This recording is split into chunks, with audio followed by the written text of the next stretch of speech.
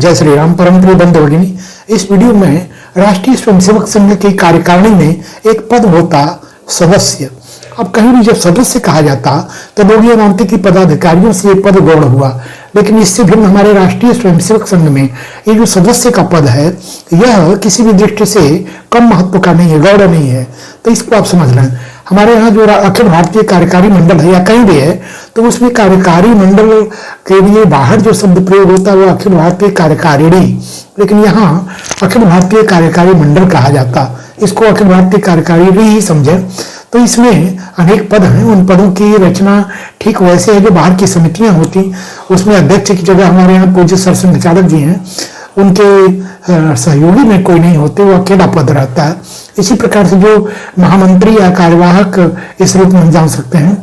Sir कार्यवाह एक से अधिक हो सकती है, एक सर कार्यवाह और सह सर कार्यवाह 2 या 3, ये पहले एक ही होते सह सर कार्यवाह, अब तो 2 या 3 ये होने लगते। जैसी आवश्यकता देश के कार्य और विस्तार को देख करके ये 2-3 सर कार्यवाह होते, अलग अलग परिक्षेत्र को वे अपने कार्य का क्षेत्र बनाते, वितरण होता, उस दिशा में काम को किया जाना आसान हो जाता। 3-4 की एक टीम एक सर कार्यवाह की होती।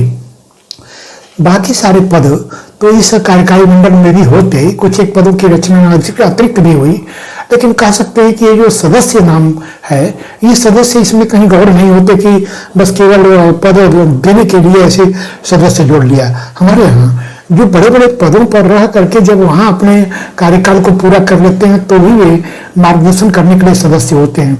कई बार पूज्य सरसंघ चालक सदस्य, सर कार्यवाह सदस्य।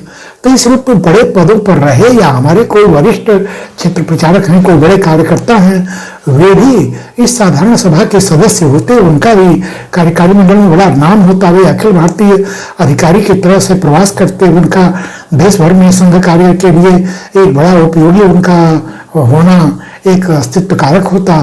तो इस रूप में ये मानना चाहिए कि राष्ट्रीय स्वयंसेवक संघ के अखिल भारतीय कार्यकारी मंडल में ये सदस्य कोई सामान्य छोटा पद नहीं तो बल्कि बड़े अधिकारियों के समतुल्य, बल्कि कई बार एक वरिष्ठतम कार्यकारी सदस्य होते हैं।